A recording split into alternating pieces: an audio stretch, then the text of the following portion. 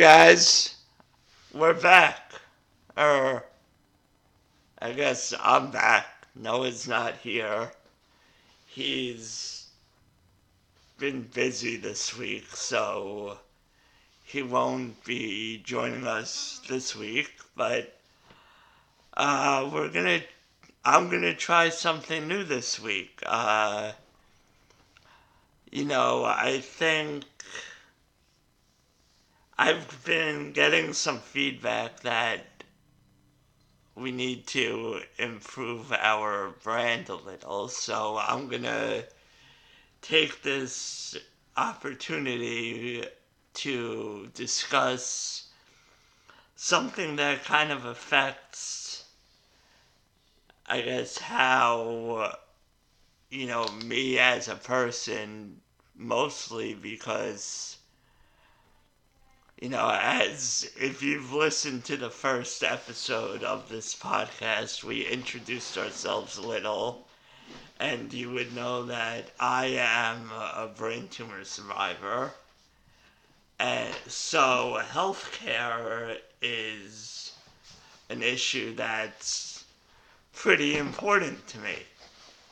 Um, Now, most people in my situation probably go for the universal health care. That's what we need. We need universal health care because, you know, we if you have a pre-existing condition, it's hard to get insurance. But I don't see it that. I mean, I see it that way, but I don't see universal health care as the solution. Everyone points to the fact that places like Norway and Sweden and Canada and pretty much everywhere in the world has universal health care. But no one points to the fact that universal health care usually means less quality. It means you're denied basic services that, or you're not denied, but you have to, it's not as easily accessible. Let's put it that way.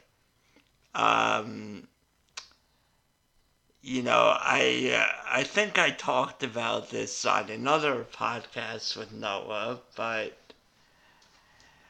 I heard this guy talking about, he's from Canada, so they're under social health care.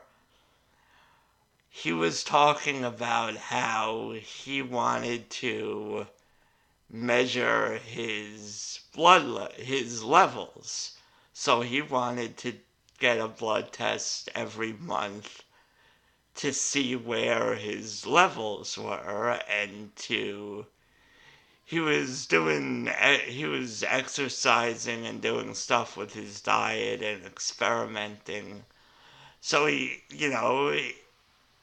testing your levels is pretty important if you want to see what works best for you and stuff. And he was told that he could not do that. Even if he paid out of pocket, he could not do that.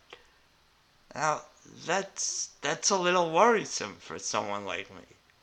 Or for anyone. I mean, you should be able to do what you want as long as, if you have the means for it, you should be able to do what you want. Now, there have also been, I've heard of stories where people are waiting months for an MRI because they're on a wait list. Pretty much everything that's not, vital to life, you get put on a waiting list. Now, I don't want that to happen. I mean, clearly there are, if you, in this country, if you like one doctor, you may have to schedule months out in advance. But if you're not partial to that doctor, you can go to any other doctor pretty much instantly. So, I mean, and the other thing is that people bring up is the fact that the cost of medicine is so prohibitive in this country. Well, what I say to that is look to the FDA. I mean, there was a study done by Tufts University that came to the conclusion that it cost an average of $2.6 billion to get a drug through FDA approval. Uh, that right there is why drugs cost so much.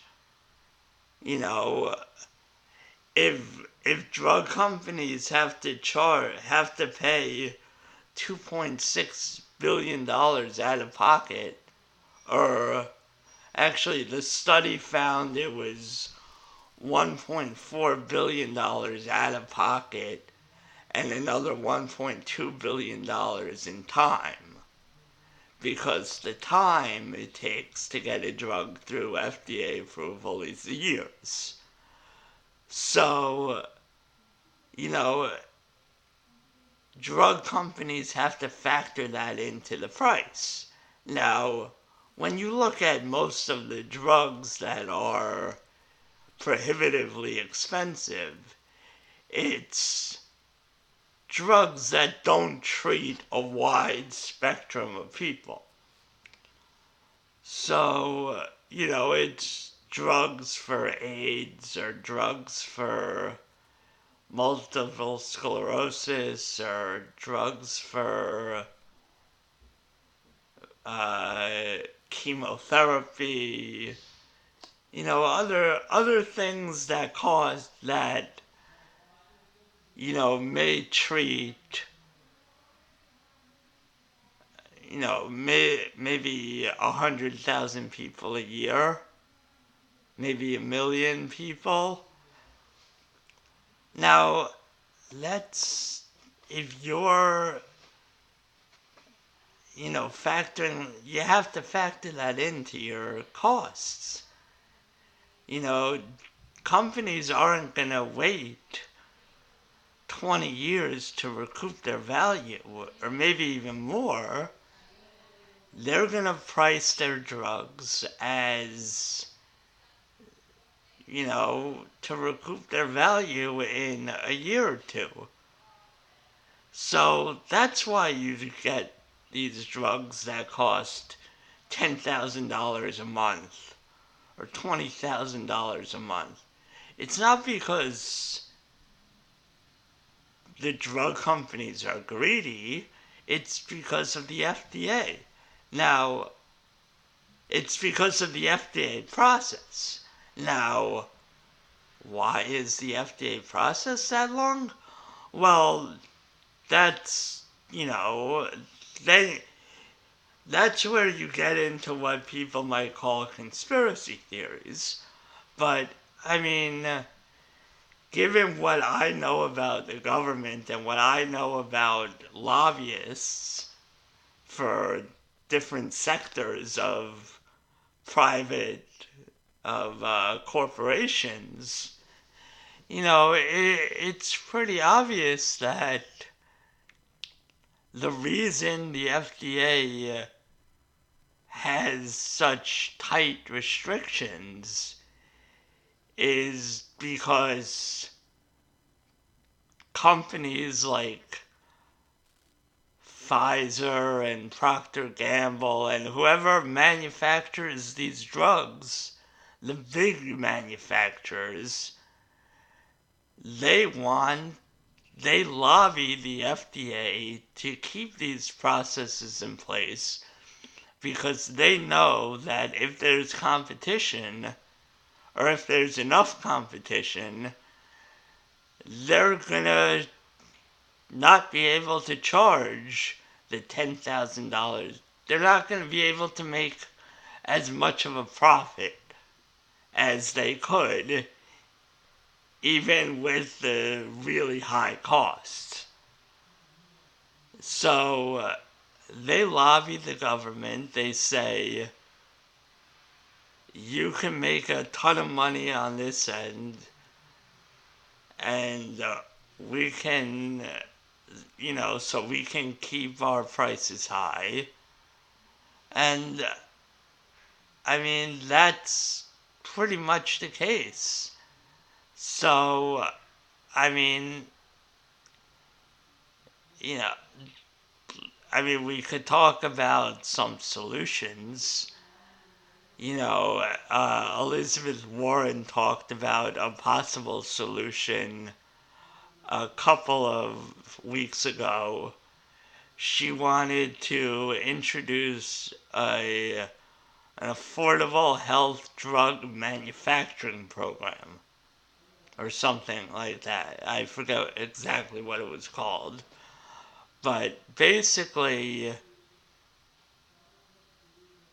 the government would be manufacturing drugs, would step in to help manufacture drugs it was a pretty long list of when they could step in. I have it right here. It was, let's see,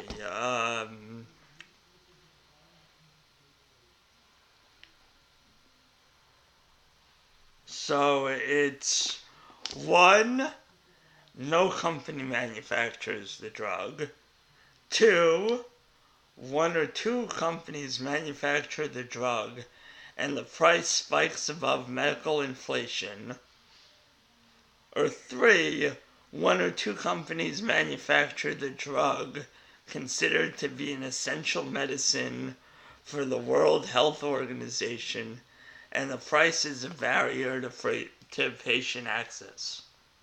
So, that sounds to me like the government could basically step in whenever they want and manufacture drugs. Now, that's communism. I don't want that. That's just going to mean the quality of the drug's going to go down. I want my drug manufacturers manufacturing the prescription drugs. So, and we could also, I think marijuana plays a big part in this too. I think that, I truly believe that if this country would legalize marijuana on a federal level, or at the very least, deschedule it. For those of you who don't know, marijuana right now is a Schedule 1 drug. So a Schedule 1 drug means that there is no medical benefit. There is no known medical benefit. And basically no one can study it.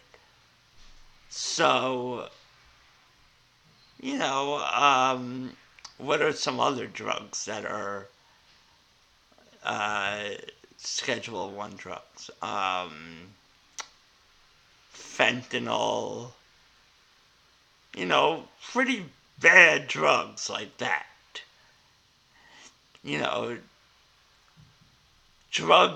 Other drugs that the government has outlawed because they're truly dangerous to people. Now, I don't know. No one dies from marijuana. You can't the only way you can overdose from marijuana is by smoking some crazy amount, like 1,500 pounds in 30 minutes or something like that, which no one can possibly do. It's impossible. So, what's the reasoning behind keeping marijuana a scheduled drug, a Schedule 1 drug? I mean, the other thing to consider is that cocaine's not a Schedule 1 drug. So, you're saying marijuana is more dangerous than cocaine? So, I mean, clearly there's something nefarious going on here. So, you know, clearly someone is lobbying the government to keep marijuana a Schedule 1 drug and keep it illegal on a federal level. Now, who might that be? Well, I mean, clearly it's the drug companies. Now, if I'm a pharmaceutical company and there was a plant that can be grown and basically treat most illnesses that aren't, like cancer, and I mean, marijuana can treat symptoms of cancer, but it can't cure cancer yet. Or it can't cure cancer just in plant form. So, and the drug companies, they make their money on drugs that treat depression, drugs that treat arthritis, drugs that treat all kinds of stuff that pretty much everyone's on, or the majority of this country is on. So, it's pretty clear.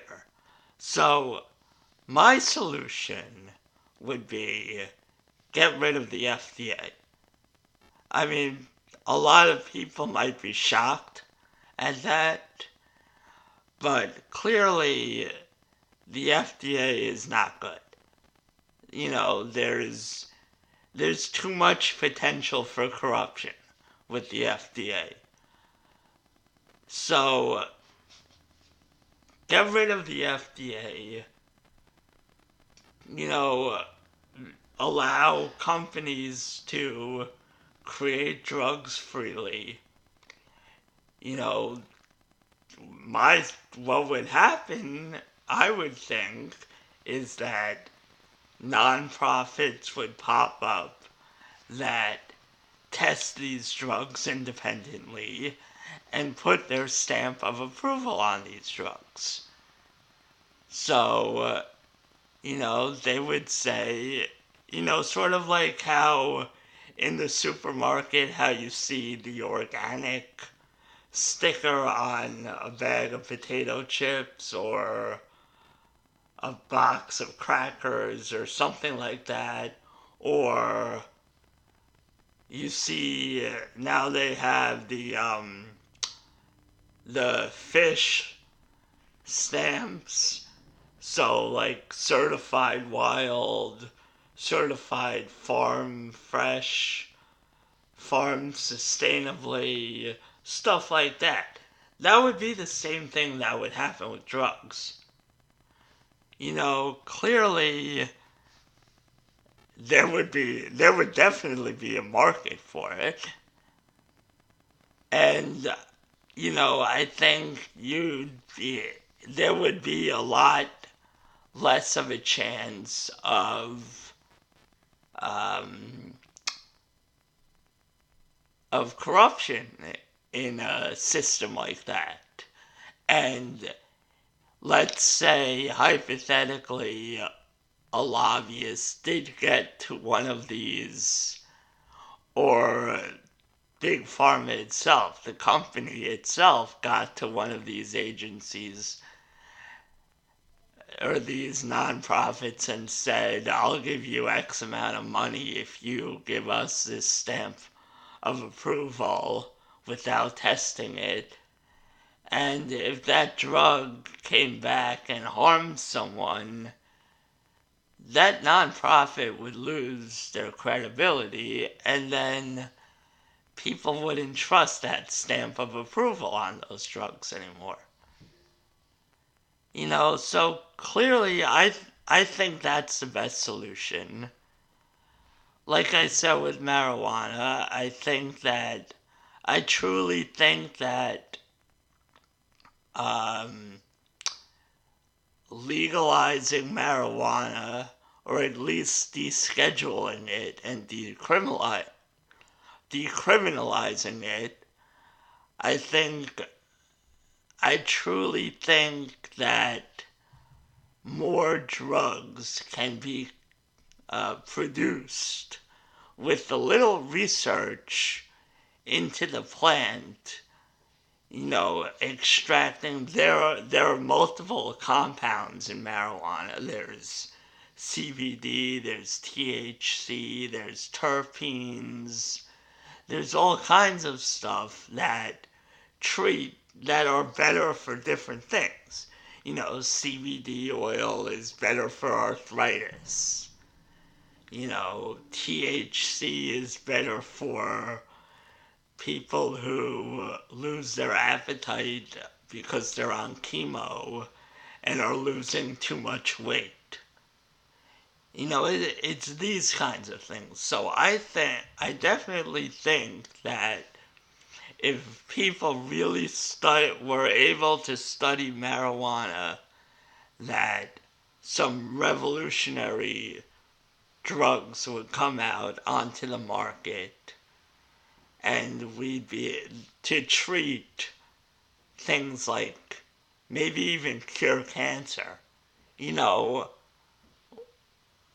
we haven't been able to cure cancer yet. Who knows? Maybe the secret is in marijuana. Maybe some compound in marijuana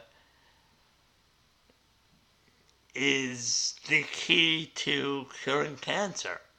I don't know. I'm not a pharmacist. I'm not a chemist. I'm not anything. I'm not any kind of scientist. But logically, it makes some sense that, our body has cannabinoid receptors. Why do we have cannabinoid receptors? I don't know. Maybe we're meant to ingest it somehow. Maybe it helps somehow. I was watching a show about CTE and marijuana's effects on CTE, which is the traumatic brain injury, concussion syndrome that a lot of NFL players and boxers and MMA, anyone who has some kind of head injury can suffer. So, and basically what they showed is that whenever you get a concussion,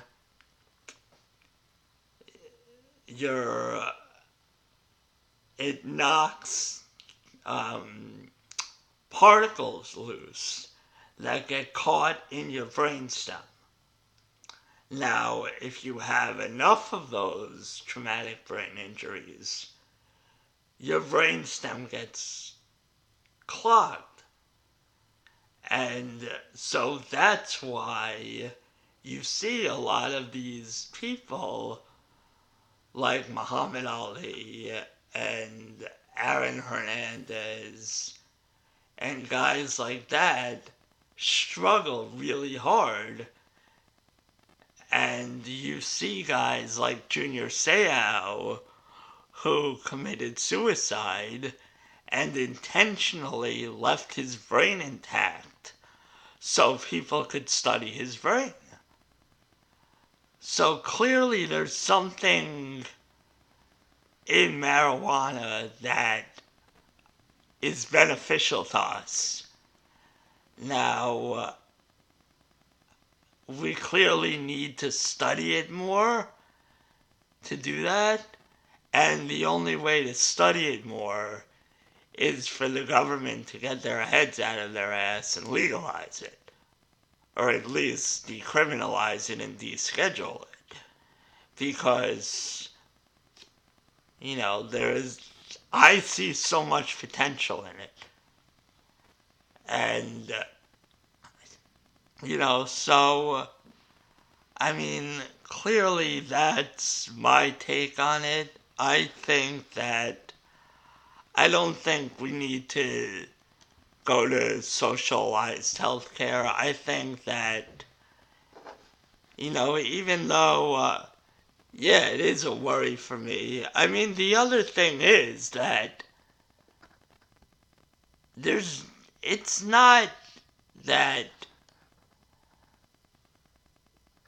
left to a free market, we'd be restricted, that no insurance company would step up and say, we're going to give health care to people with pre-existing conditions.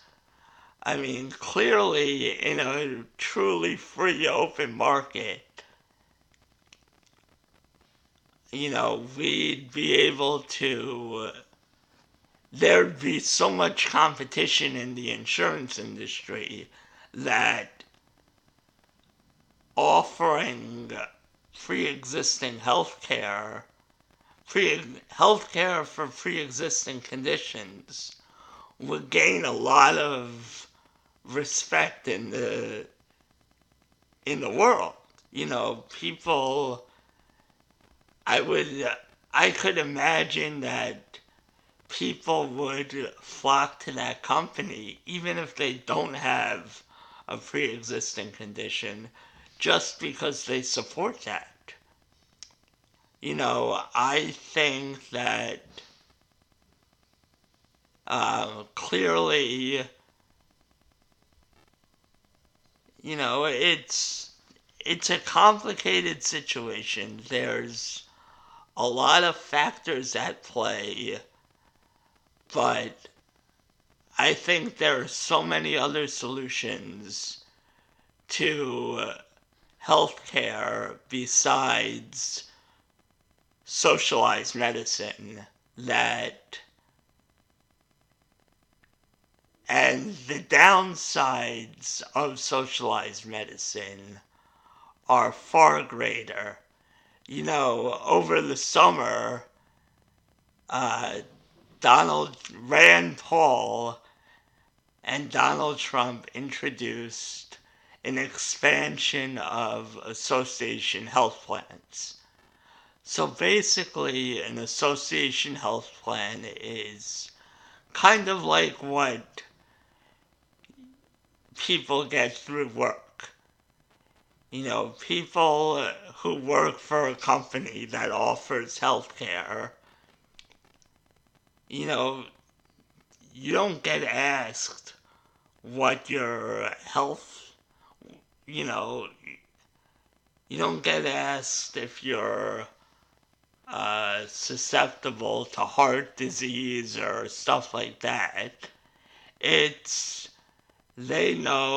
These companies know that with greater numbers decreases the chances of these conditions popping up, so they know that if they can get 10 people, a group of 10 people to buy insurance, if one of those people, the likelihood of all 10 of those people coming down with a severe form of cancer at the same time, where they're all going to be racking up hundreds of thousands of dollars in medical bills, is like not non-existent, virtually non-existent. So, you know, I mean, so basically that's what an association health plan is. And right now, I mean, or not right now, but basically you were only able to do that as an employer and offer it to your employees and their family and,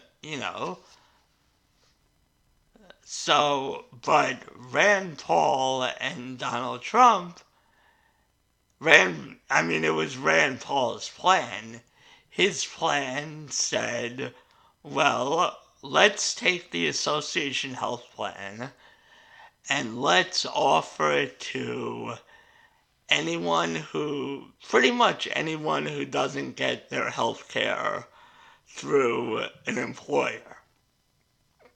So, I don't know, that seems pretty great. I mean, so a, a town, there are some small towns out there. So let's say a town of 500, all of them could band together and say, as a town, we're going to get health care from this plan, and as a group, we'll get a better rate.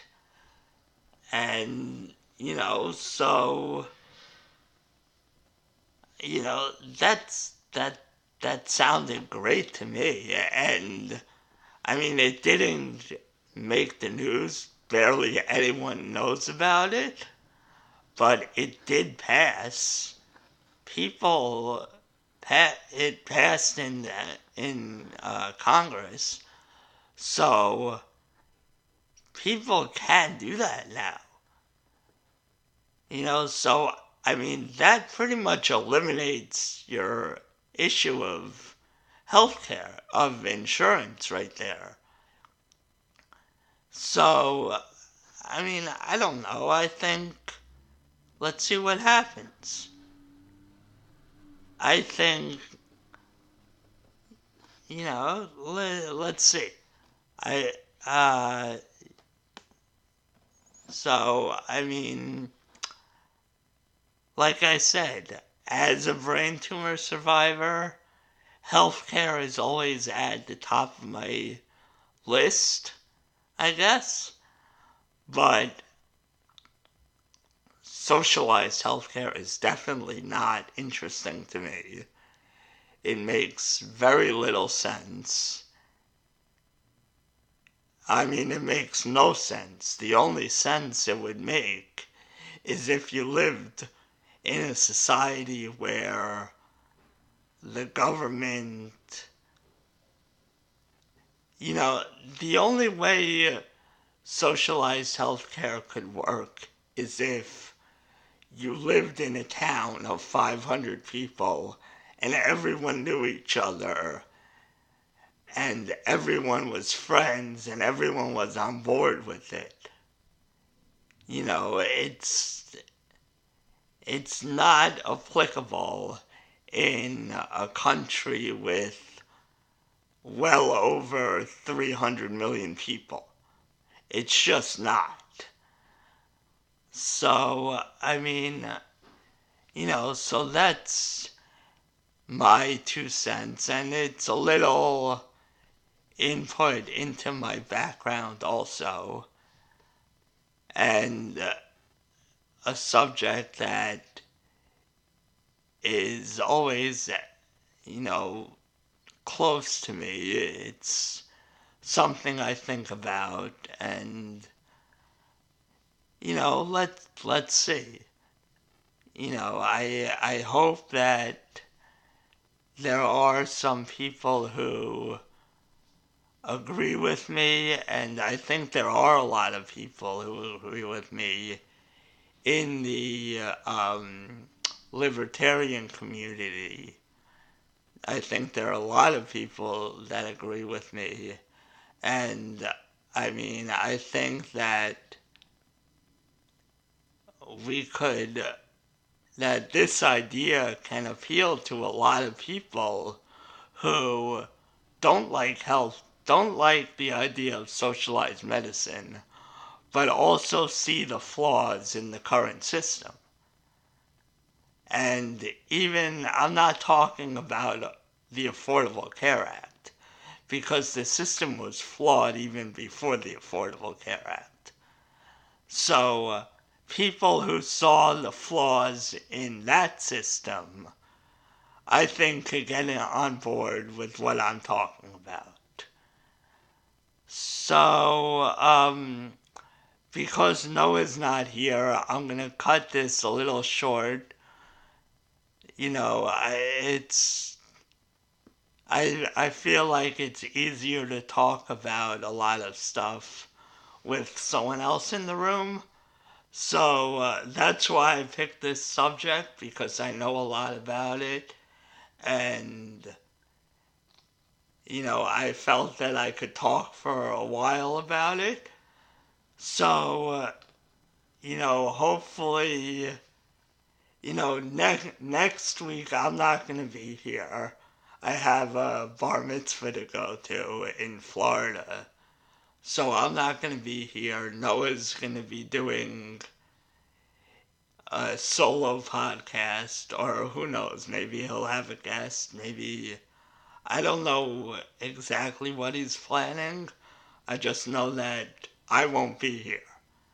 Um, so maybe in 2 weeks we'll be back. Hopefully no one will get sick or anything, and we'll be back to doing the podcast together. And, you know, maybe we'll discuss a little about what's gone down with the government shutdown. We'll see if it ended at that point. You know, I'm sure it was kind of slow this last week anyway with the holidays. So I'm sure there will be some other things that'll pop up within the first couple of weeks of the new year that will intrigue a lot of people, that will be worth talking about. So, you know, we'll see on that point, at that point, what we're going to discuss. So, you know, as always, uh, check out our podcast on all podcast platforms. Share it, like it, comment, rate. We're on Facebook at, you know, The Unuseful Idiots. We have a page. Share the page. Comment on the page. We have a Twitter account. Go on there, follow us, like our tweets. I'm sort of handling that right now. Maybe Noah will get involved. We'll see. But we really need you guys to share our podcast. You know, our listeners have sort of stagnated over the last couple of episodes. So, and we've noticed that not a lot of people have been sharing the podcast. And right now, without any money coming into the podcast, that's sort of the only way for us to advertise, is through word of mouth. So we really need you guys to share the podcast. And I mean, you know, share it with people you don't even if you don't like people, share it with them. Maybe you'll like them a little more. I don't know. You know, maybe they'll be enlightened. maybe there are, I know for me, I until a couple of years ago, I was new to it. I had a lot of these things in my head, but I didn't know that you could that it wasn't until I heard other people talk about these things in these ways that it clicked for me. So, maybe if, I'm sure a lot of people are that same way, where they're sort of stuck in the same, they don't, they think one way, they think a lot of things, but until they hear it, they don't believe, it doesn't click for them. So, just share it. Share the podcast. Share it with everyone. When you're wherever, just share it. So, and we also have a Patreon account where, we added some tiers, some stuff like, you could, send us emails and you'll have priority. So for another thing we want to do is we want to answer people's questions. So, you can send us your questions at theunusefulidiots@gmail.com, and you'll be able to send us our questions. And if you donate $1 on Patreon, those questions will jump to the top of the list, and we'll be able, you'll have priority over everyone else. I don't know how many questions we'll be able to answer in an episode, because we don't want these episodes to run too long, but we want engagement, and who knows, if we have a lot of questions that are going to be answered, we could do an episode solely devoted to those questions. I don't know, that sounds interesting. So, again, just share us. Share the podcast. I can't tell you how important that is right now. So, this episode will be coming out after New Year's, so I want to hope everyone had a good New Year's, and, hey, if you want to send us your New Year's resolutions, you could send those to us too, and we'll pick out the ones we really like, and we could talk about those on air too. I know one of my and Noah's resolutions is growing this podcast. We want to be doing this as often as possible, and to grow this, and maybe eventually be doing this full time. So, and the only way to do that is to get a lot of listeners. So anyway, that's it for today. I hope everyone had a great New Year's. Peace out.